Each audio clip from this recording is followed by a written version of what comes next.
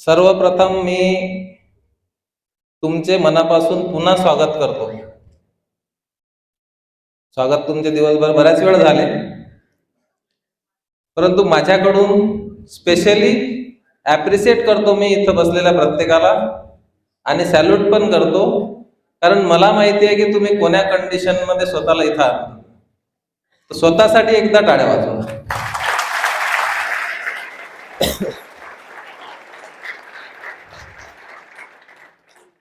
दुसरा पाठ धन्यवादाचा आहे. तर ओशिरो सरांना खूप धन्यवाद. त्यांनी या जगामध्ये कित्येक लोकांना रोजगार दिला असेल आणि कित्येक लोकांना हेल्थ दिली असेल, याचा आपण अंदाज पण नाही लावू शकत.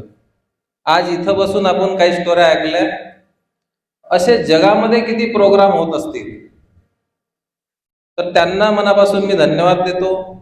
सेकंड, टीम माय पॉसिबिलिटी, जिथं आरोग्यासोबत विचार पण अल्कलाईन झाले आणि अशा काही गोष्टी जीवनामध्ये घडल्या की ज्या कधीच घडत नव्हत्या.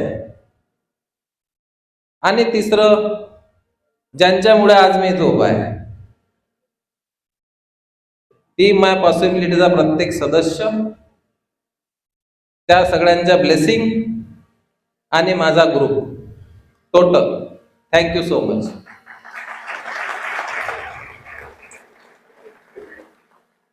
स्टोरीमध्ये जायचं झालं तर शिक्षण आणि सक्सेस याचा कुठलाही संबंध लागत नाही.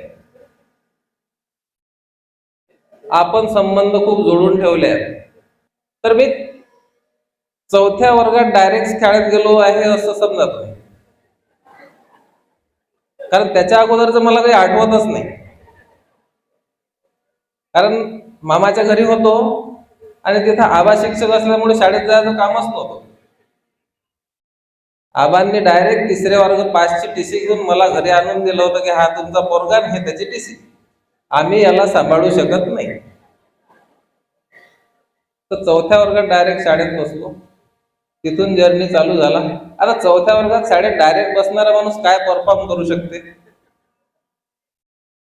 तरीही मी पास होत होत होत आता स्टार्टिंगच चिटिंग पासून झाली तर जीवन काय राहणार आहे. तर 10वी झाली. 7वी मध्ये पहिला नंबर आला होता पण माझा,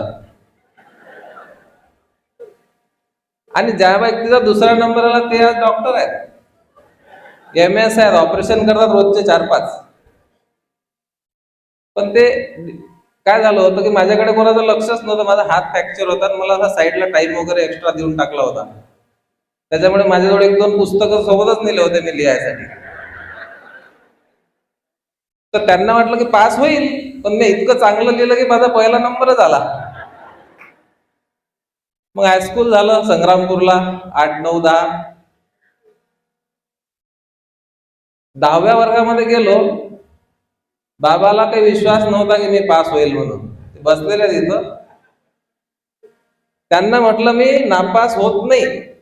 मग कॉन्फिडन्स तर खूपच वाढेल, जसं आत्मविश्वास. नाही म्हटलं मी रस्टिकेट होईल, नाही तर पास होईल. ह्या 2 गोष्टी घडतील म्हटलं, याच्यातलं एक होईल काहीतरी. तर मी पास झालो. आणि अशा इथं बसलेल्यांपैकी मी याच्यासाठी म्हणतो की इथं हॉलमध्ये बसलेला प्रत्येक व्यक्ती सक्सेस होईल, याच्यासाठी म्हणतो की माझ्यासारखा या हॉलमध्ये कोणीच बसलेलं नाही, कारण सगळे एज्युकेटेड आहेत. आता मी जो गुन्हागार केला हा माझा गुन्हागार आहे. इथं बसलेल्याचा प्रत्येकाचा गुन्हागार हा वेगळा असेल, कारण प्रत्येकाचे कॉन्टॅक्ट वेगळे आहेत, प्रत्येकाचं नॉलेज वेगळं आहे, प्रत्येकाचे ड्रीम्स वेगळे आहेत, प्रत्येकाचा एरिया वेगळा आहे. तर मी 10वी मध्ये 37% का असं काहीतरी पासिंग मिळवलं. पण महत्वाची गोष्ट ही आहे की असा कोणी व्यक्ती नसेल बसलेले इथं की रसायनशास्त्राचा पेपर असताना जीवशास्त्राच्या कॉप्या नेईल, असं कोणी नसेल मला तरी वाटते. आणि विषय काय झाला, नेल्या तर नेल्या ठीक आहे, पण जाता बरोबर माहित तर पडाव की दुसऱ्या आणल्या गेल्या. 1.5 तास त्याच्यामध्ये उत्तर पाहिलं, 1.5 तास.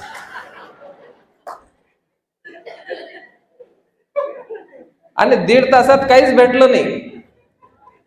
म्हटलं 21 बरोबर नाही काढलं यावर्षी, पर्सेंटेज उतरून नाही राहिलं बरोबर. मग मला अमिबाई नव्हतं, अमिबाची आकृती पाहिली. म्हटलं हे तर जीवशास्त्र आहे. म्हटलं कठीण झालंय आता. मग ते कॉपी पकडणारे फिरतात ना, त्यांना स्वतःहून बोलावलं. म्हटलं हे घे, सगळं देऊन टाकलं त्याजवळ. ते म्हणत पा स्वतःहून दिलं म्हणत, असं सगळे द्या. म्हटलं ते गलत आलं, म्हटलं दुसऱ्या विषयाचं आहे. असा माझा प्रवास झाला. पण 10वी झालो. पण त्याच्यानंतर मला उच्च शिक्षणासाठी बुलढाण्याला पाठवलं बाबानं. कारण तिथं दोरकर सर शिकत होते. 11वी 12वी तिथं त्यांच्यासोबत त्यांच्या रूम मध्ये राहिलो.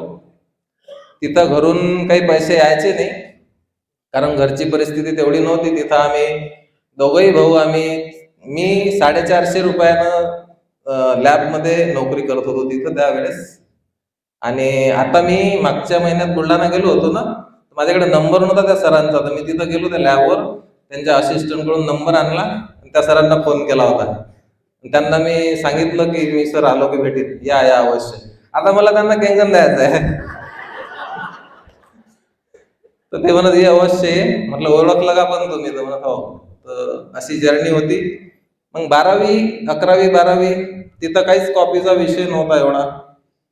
मग माहित होतं काही दिवे लागणार नाही, तर परीक्षा द्यायची इच्छा नव्हती. पण म्हटलं देऊन टाकावं आता, शेवटचेच पेपर आहे, त्याच्यानंतर काय करायचं आहे आपल्याला. तर दिले, पेपर देऊन दिले. शेवटच्या पेपरच्या दिवशी पेनही मित्राला देऊन टाकला. म्हटलं याचा ना आपला संबंध संपला, आजपासून निघून जायचं घरी आता. आणि 4 विषयात फेल झालो मी. त्याच्यानंतर मी कुठलाच एज्युकेशन केलं नाही. पण तुम्ही म्हणसाल अशा पद्धतीचा व्यक्ती इथं या पद्धतीनं सक्सेस कसं काय मिळवलं, तर मी पण म्हणेल नाही मिळू शकत. पण दुनिया में सब कुछ उपलब्ध है, सवाल सिर्फ इतना है कि आपको क्या चाहिए. तर मी त्यानंतर तिथून आल्यानंतर 2-4 वर्ष लाईफचे असे गेले की या गावामध्ये जर माझ्यासोबत कोणी मुलगा दिसला ना, त्याची संध्याकाळी PCR निघायचा की त्याच्यासोबत का बरं दिसला. अशी सिच्युएशन 2-4 वर्ष होती. हे सगळे घेऊन बसत मला की तुला करायचं काय जीवनात. आपल्याला काही करायचंच नव्हतं, काहीच करायचं नव्हतं, काही दिशा नाही. तर मला ते सद्गुरूचा व्हिडिओ पाहिला मग त्यावेळेस आठवलं. तर ते म्हणतात की हे डरता ही नाही कुछ, तर डरना समस्या है. तर असं त्यावेळेस मला आठवलं की मैं भी डरता नहीं था, कोई फ्युचर की चिंता नहीं. तर तिथं ते वर्ष गेले. त्याच्यानंतर 2002 काही दिवस शेती केली. मी बाबाचा टिफिन घेऊन पण शेतात जात नव्हतो, ही परिस्थिती होती. कितीही काम असलं तरी त्यांच्याकडे जात नव्हतो, घरीच. हे सगळे कंटाळले होते मला एका लेवलला की बस आता करावं काय. पण ट्रान्सफॉर्मेशन साठी आहे ना, एक क्लिक पाहिजे असते फक्त. मी मित्रांसोबत फिरत होतो, लागेल तेवढं या शेतातून त्या शेतात, पण घरचं काहीच नाही. फक्त जेवण करायचं आणि बाहेर फिरायचं. ते राग याच्यासाठी होता की मी माझ्या मित्रासोबत बुलढाण्याहून डायरेक्ट कुठंतरी जाणार होतो, तर ते यांनी जाऊ नाही दिलं. तर मी घरीच राहायचं. म्हटलं म्हणतील जा बा कर, पण यांनी काही म्हटलं नाही, घरीच ठेवलं मला. कारण त्यांना माहित होतं तिकडे गेला तर काय करेला. त्याच्यानंतर मग एक दिवस मित्रांसोबत फिरत फिरत गेलो, तर माझं शेत पूर्ण पडीत होतं. त्याच्यामध्ये 3 मित्र होते आणि मी गेलो. त्यांचे शेत मस्त होते आणि माझ्या शेतावर गेलो ना, तर ते म्हणत होते हे पहा विठ्ठलचं शेत. आणि सगळे हसले, सगळे हसले. तिथं झालं ट्रान्सफॉर्मेशन. मी त्याच्यानंतर एक शब्दही बोललो नाही त्यांच्यासोबत, घरी येईपर्यंत नाही आणि त्याच्यानंतरही नाही. दुसऱ्या दिवशीपासून माझ्या घरच्या कोणत्याच व्यक्तीला मी शेतात येऊ दिलं नाही.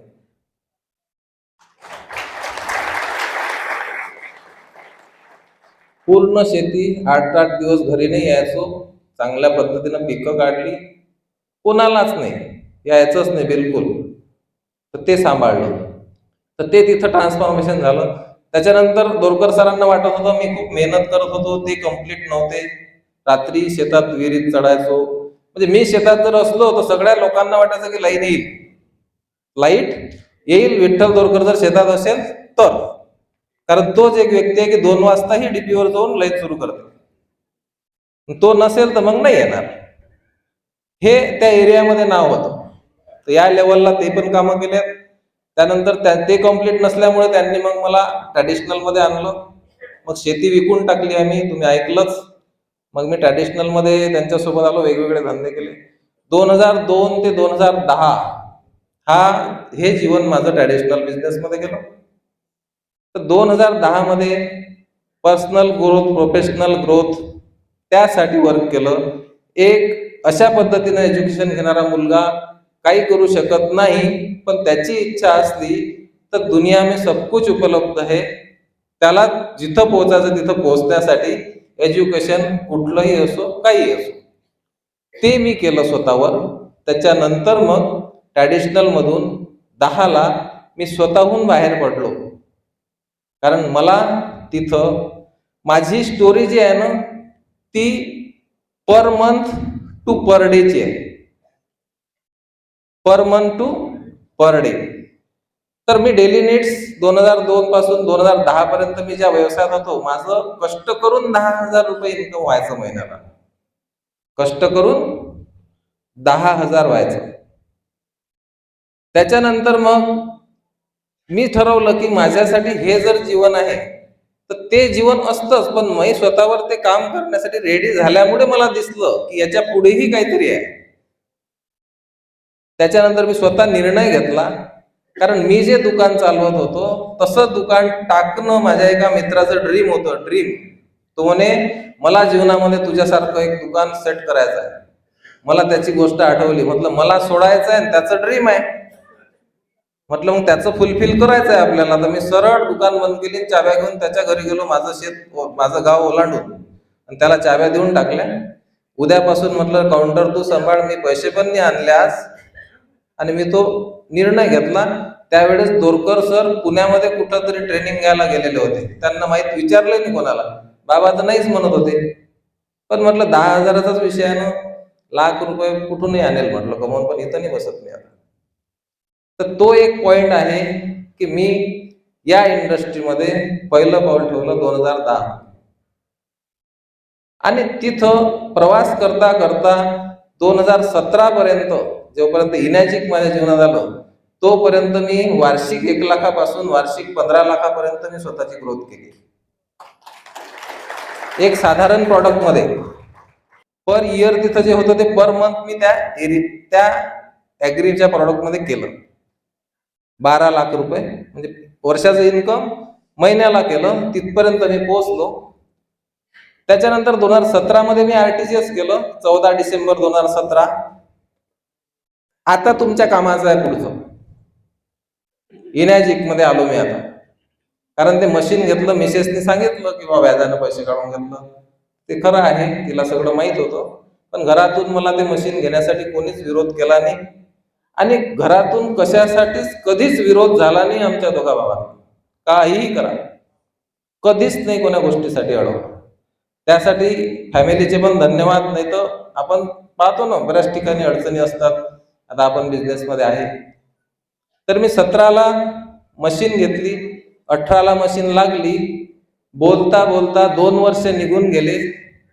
2 वर्षात मी 10 मशीन विकल्या. सुरुवातीला आतमध्ये होतं की हे मी करू नाही शकत, हे मी करू नाही शकत असं होतं, म्हणून तोच रिझल्ट येणार आहे. आणि मग मी गेलो दिल्लीला फेब्रुवारी महिन्यामध्ये. ते एक ट्रान्सफॉर्मेशन सांगितलं मी तुम्हाला शेताच्या धुऱ्यावरचं. दुसरं ट्रान्सफॉर्मेशन झालं दिल्लीला प्रोग्राम मध्ये. असाच एका प्रोग्राम मध्ये मी असा कोपऱ्यात बसलेलो होतो खुर्चीवर. आता 2 वर्षात 10 मशीन विकणाऱ्या माणसाची काय मानसिकता असू शकते. मी गेलो तिथं, ऐकलं सगळं. उदाहरण सर, बरेच सहकारी माझ्या सोबत होते. तर ज्या वेळेस आपण स्वतः निर्णय घेतो किंवा आपण निर्णयाच्या ऐवजी आपल्याला वाटते की हे मी करू शकतो, तर स्वतःला अशा वातावरणामध्ये आपल्याला ठेवायचं आहे की तिथं आपल्याला वाटलं पाहिजे की हे मी करू शकतो. तर कशा वातावरणात राहिल्यामुळे मला वाटेल की हे मी करू शकतो, तिथून आपल्याला कधीच बाहेर नाही काढायचं.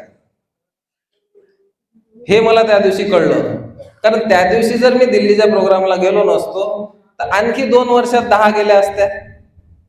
कारण मानसिकता तीच होती की हे मी करू नाही शकत, हे माझं काम नाही, आणि हे मेडिकल लाईनचं प्रॉडक्ट आहे. मला मायक्रो क्लस्टर पाठ करावं लागलं होतं त्यावेळेस, मला म्हणता नव्हतं येत सुरुवातीला, आणि डेमोचे व्हिडिओ टीव्हीवर दाखवायचो. पण पहिल्या दिवसपासून किट हाती घेतली, जिथं पाहिजे तिथं डेमो केले. पण डेमो सरांनी सांगितलंच किती केले, ते रियालिटी आहे. आणि ते बऱ्याच लोकांना वाटते की ते करायला पाहिजे, तसं व्हायला पाहिजे, पण प्रत्येकासोबत सारखं घडत नाही. प्रत्येकाचे डेमो डिफरंट होतात. मी लिस्ट एफर्ट केले. तिकडून आल्यानंतर 14 महिन्यामध्ये माझं 6A कम्प्लीट झालं.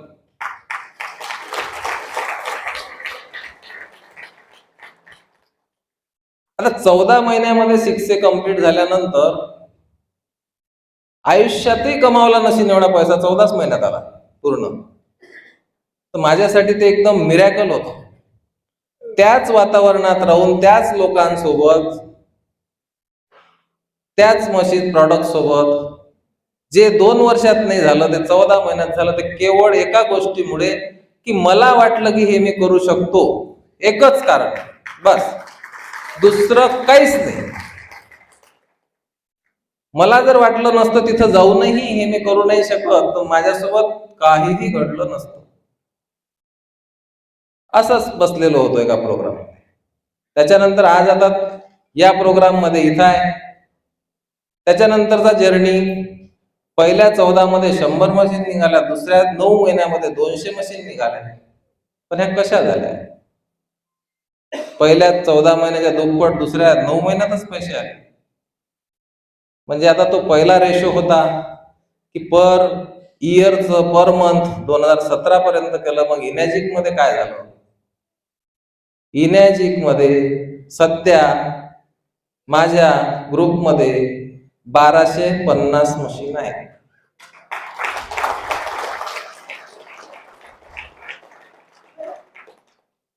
पण याच्यामध्ये महत्वाची गोष्ट ही आहे की मी किती दिल्या.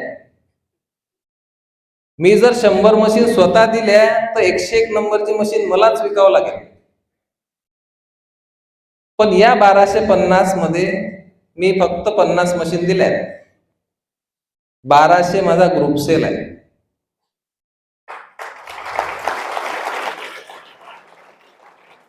सव्वाशे डेमो दिले, त्याच्यामध्ये 25 लोकांनी बुकिंग केल्या. पण त्या 25 लोकांनी मला 75 मशीन दिल्या पाहिजे असं मी त्या 25 लोकांवर काम केलं. त्या 75 मशीन माझ्या ओळखीच्या लोक नव्हते ते, आणि मी 6A झालो. आणि याच पद्धतीनं हा बिझनेस रन झाला पाहिजे, तरच आपण स्मार्ट वर्क करू शकतो आणि साइड बाय साइड काहीही कुठलाही व्यवसाय करताना आपण याला रन करू शकतो. आता 300 मशीनवरच सांगितलं मी तुम्हाला.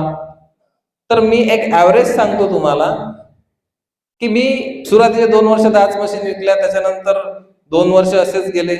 मागचे हे 2 वर्ष म्हणजे 5 वर्ष मला या फेब्रुवारीत कम्प्लीट होतील असं समजा.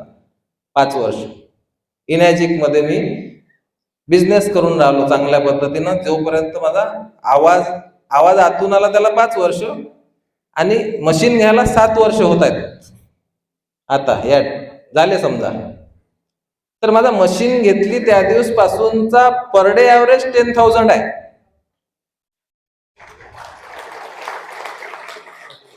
ऍव्हरेज ते सुरुवातीला काही आले नसतील ते सगळं. तर आता तिथं 12 महिन्याचं जे अर्निंग आहे ते पर मंथ एक्सपिरियन्स भेटला मला. आणि डेली नीड्स जे किराणा दुकान होतं तिथं 12 वर्षाचं इन्कम एका महिन्यात कमावण्याची संधी मला इथं मिळाली. 12 वर्षाचं इन्कम एका महिन्यात दिलं डेली नीड्सचं.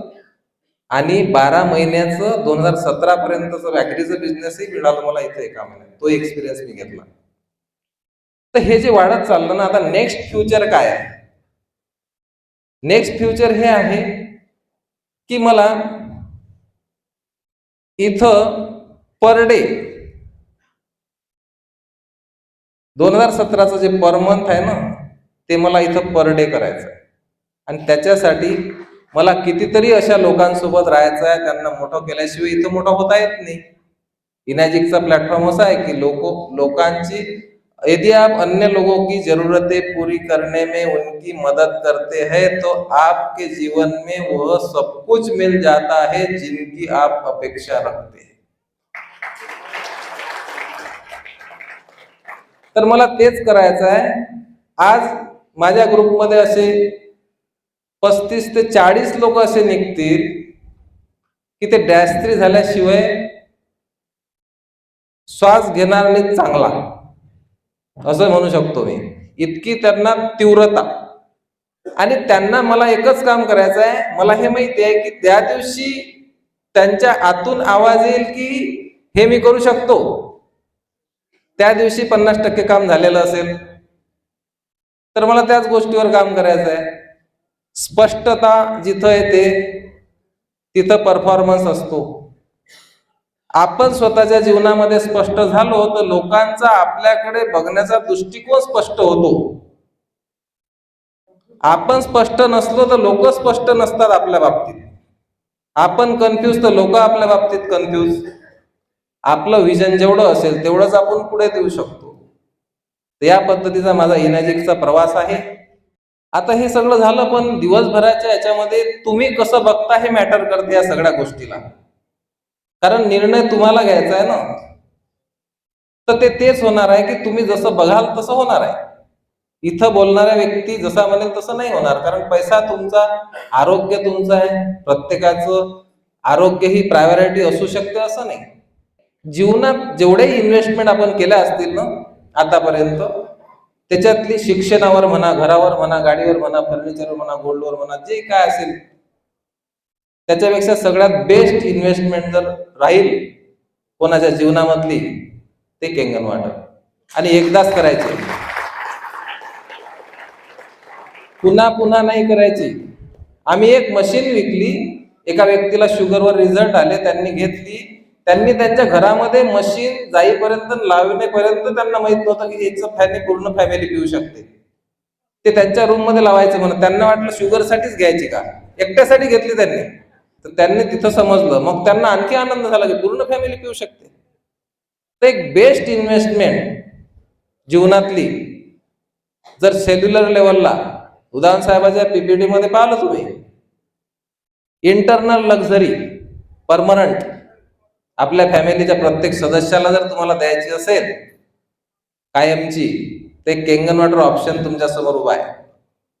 आणि दुसरं हे की तुम्ही आज केंगन ऐकलं, पण तुम्ही जर एखाद्याला 2 वर्षांना म्हटलं की मी 2 वर्षापूर्वीच ऐकलं होतं, तर समोरचा व्यक्ती तुमच्याकडे असा पाहिजे खालून वरून पूर्ण, त्यानं जर ऐकलेलं असलं तर.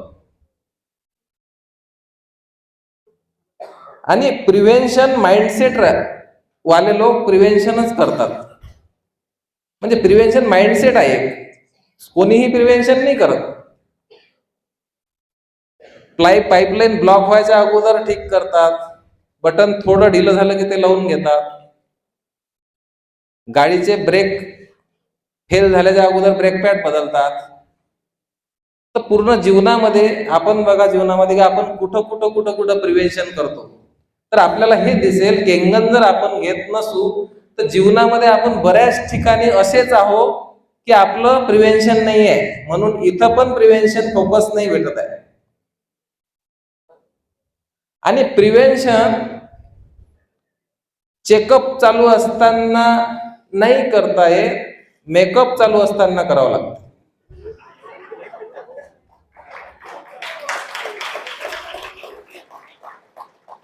तुम्ही म्हणसाल आता मी आजारी पडलो, माझी इमर्जन्सी, आता मी प्रिव्हेन्शन करतो. ते इमर्जन्सी आहे, तिथं काही गॅरंटी नाही. पिऊन पहा तुम्ही पाणी, जमलं तर जमलं, नाही तर मग तर प्रिव्हेन्शनच्या वेळेसच प्रिव्हेन्शन झालं पाहिजे. आणि इनॅजिक तुम्हाला पैसे मागत नाही, तुम्हाला एक कमिटमेंट मागते फक्त, की तुम्हाला जे अनुभव आले तुम्ही ते 10 ते 12 लोकांच्या जीवनामध्ये कॉन्ट्रीब्युट करा, तुमचे पैसे वापस. पण कंपनीला माहित नाही तुम्ही करसान की नाही करसान, म्हणून 278,500 जमा ठेवते. कारण तुम्ही नाही केलं तर भरोसा नाही, जपान आहे ते.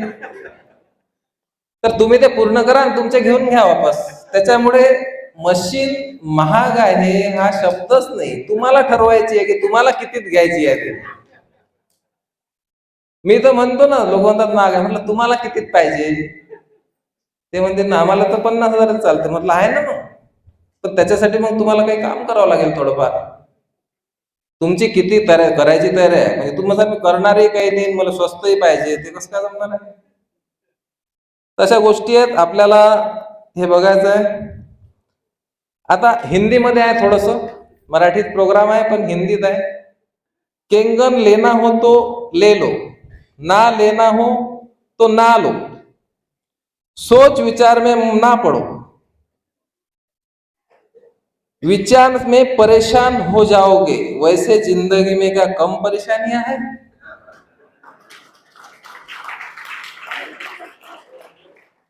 यह एक नई परेशानी और बरोबर. और क्यों लेते हो तुम इस पूरे विचार को ही नमस्कार कर लो. इस परेशानी को क्यों लेते हो, इस केंगन के विचार को ही परमानेंटली नमस्कार कर दो.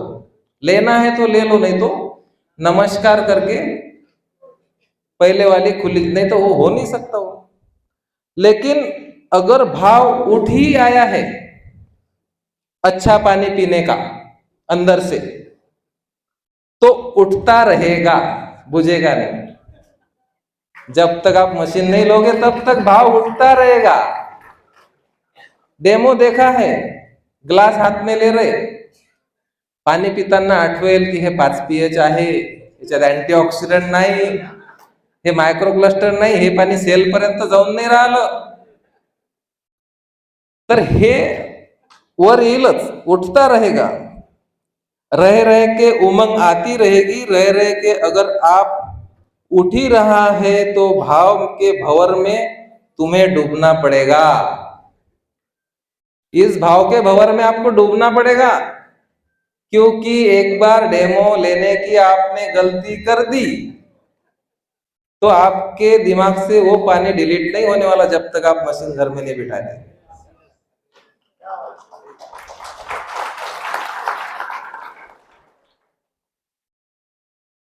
देर चाहे जितनी करोगे उतना समय व्यर्थ गया ऐसा लगेगा. जिस दिन बिजनेस शुरू करोगे उतने समय में तो कुछ अनुभव होता, कुछ जीवन में सुधार होता, कुछ लोग मिलते, ऐसा एहसास होगा जितना लेट जो भी करेगा उसके बारे में. अभी बैंक में अकाउंट कुछ दिन के लिए खाली होता है. आपण जब ज्या वेळेस इनॅजिक मशीन घेतो त्यावेळेस 278,500 हे अकाउंट मधलं बॅलन्स काही दिवसापुरतं खाली होते. पण फॅमिलीचं हार्मोनल इनबॅलन्स हे बॅलन्स होणं सुरू होते कायमच.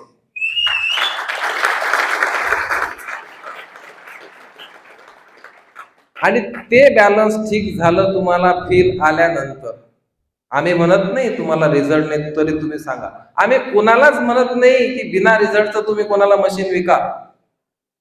मशीन घेतल्यानंतर आमचं पहिलं काम आहे तुम्हाला एक बेटर एक्सपिरियन्स देणं.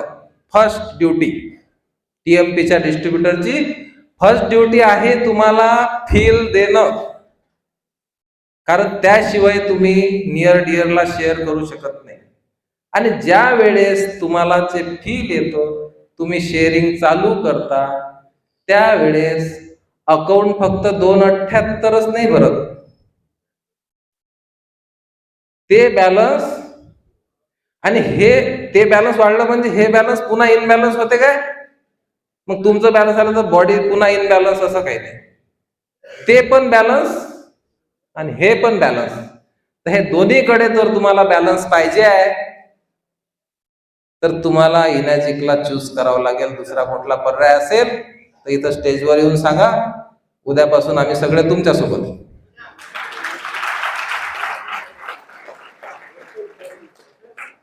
आणि जर इनॅजिक माहिती असताना मशीन नाही घेतली तर उद्या चालून जवळच्या लोकांना तुम्ही डेमो नाही देताय, त्यांची वाट बघत आहे, तर त्या लोकांना एक दिवस माफी मागावं लागेल की सॉरी, हे मला 2 वर्षापासून माहिती होतं पण मी तुमच्याकडे आलो नाही. तुम्हाला फक्त शेवटचं 2 लाईन सांगतो की त्या विचारानं तुम्ही इनॅजिकच्या एक पाऊलही दूर नाही राहू शकत जर तुम्ही ते लक्षपूर्वक ऐकलं. इथं बसलेल्या सगळ्यांपैकी काही लोक असे असतील की मला हेल्थचा प्रॉब्लेमच नाही, स्वस्थ आहे, मला सगळं माहिती आहे, मेंटेन आहे, असे काही लोक असतील. राहिला व्यवसायाचा विषय, तर काही लोक असे असतील की ज्यांना बिझनेसची अजिबात गरज नाही आहे, तर ते लोक मशीनचा विचार नाही करतील. पण थोडा विचार वेगळा करायचा आहे, फक्त थोडा. ज्या व्यक्तीला वाटत आहे की मी स्वस्थ आहे, त्या व्यक्तीला स्वतःला विचारायचं आहे की माझ्या आजूबाजूला सगळे स्वस्थ आहेत का? माझ्या आजूबाजूला सगळे स्वस्थ आहेत का? पण माझ्याकडे हा विचार आला आणि हा जर मी त्यांच्याकडे नेत नाही किंवा देत नाही, बरं याच्यामध्ये माझं नुकसान काहीच नाही. एक चांगला विचार माझ्याकडे आला आणि मी स्वस्त आहे, पण मी जर आजारी लोकांना शेअर केलं तर माझं काय नुकसान आहे? एक एक्सपिरियन्स घेऊन, त्याला डीपली सर्च करून, माहिती घेऊन सगळी फायदाच आहे. आणि व्यवसाय, मला व्यवसायाची गरज नाही, पण माझ्या आजूबाजूला अवतीभोवती किती लोकांना व्यवसायाची गरज आहे की शिकलेले आहेत, व्यवसाय टाकायला फंड नाहीये, नोकरी लागत नाहीये, फॅमिलीत करता एकच पुरुष आहे आणि तो त्या व्यक्तीचा जवळचा आहे ज्याला पैशाचं काहीच काम नाही आहे, आणि तो याच्या अकाउंट मधला पैसा त्याला ट्रान्सफर करून त्याचं जीवन किती दिवस बनेल आणि तो किती दिवस घेईल पैसा. तर इथं जीवन आहे त्याचं बनेल, आपल्यासाठी नाही तरी ही अपॉर्च्युनिटी आपल्या अवतीभोवतीच्या लोकांसाठी आपल्याजवळ असणं खूप गरजेचं आलंय. आपण दिवसभर चॅलेंजेस बघितले सगळे. वाय डायरेक्ट सेलिंगचा व्हिडिओ पण आपल्याला आवर्जून बघायचा आहे, जोपर्यंत आपल्याला तो पूर्णपणे समजत नाही. आणि तो समजला कधी याचं प्रमाण काय? तुमचं आरटीएस झालं म्हणजे आम्ही म्हणू की तुम्हाला तो समजला. केंगनचा डेमो ज्यांना समजला त्यांच्या घरी मशीन आहे, ज्यांना नाही कळला त्यांच्या घरी नाही आहे. याचं दुसरं काहीच प्रमाण नाही. तर आता धन्यवाद देतो मी तुम्हा सर्वांचे. तुम्ही एवढ्या शांततेनं मला ऐकलं आणि एवढ्या पेशन्सनं सकाळपासून तुम्ही बसले, आणि तुम्हाला शुभेच्छा देतो तुमच्या निर्णयासाठी. कारण दुसऱ्या शुभेच्छा देऊन काही फायदा नाही. इथं तुम्हाला प्रत्येक गेस्टला तुमच्या निर्णयासाठी शुभेच्छा देतो. आणि तुम्ही जशा पद्धतीने एंटर करसाल, तुम्ही म्हणसाल की मला आरोग्य पाहिजे, तर आम्ही तुम्हाला म्हणणार नाही मशीन का, आम्ही तुम्हाला फक्त गाईड करू की पाणी कसं प्यायचं, किती प्रकारचं पाणी आहे, कसं कसं फॅमिलीत यूज करायचं, आम्ही तेच गाईड करू. पण तुम्ही म्हणसाल मला आहे ना ते फ्री करायची आहे, कारण हा फंड माझ्याकडे तात्पुरताच आहे, पण मी इन्व्हेस्ट केला म्हणजे आला पाहिजे. तर तुम्ही तेवढ्यासाठी एंटर झाले तर तेवढ्यासाठीच आम्ही ठेवू तुम्हाला. पण तुम्ही म्हणसाल मला 6A व्हायचं आहे, तर आम्ही त्या कॅटेगरीत टाकू तुम्हाला. तुम्ही म्हणसाल मला -3 व्हायचं आहे, तर मग आम्ही वेगळ्या कमिटमेंट पण घेऊ तुमच्याकडून, त्या पद्धतीनं तुम्हाला गाईड करू आणि तुम्हाला त्या पद्धतीनं झालं तर ते मिळेल. तर तुमची सगळ्याच गोष्टीत तुमची चॉईस आहे, कुठंच फोर्स नाही आहे कोणाच गोष्टीचा. तर धन्यवाद देतो मी सगळ्यांचे आणि शुभेच्छा देतो तुमच्या पुढच्या जर्नीसाठी. तुमची जे काय जर्नी असेल इनॅजिकची, त्या जर्नीसाठी माझ्या मनापासून शुभेच्छा. Thank you so much.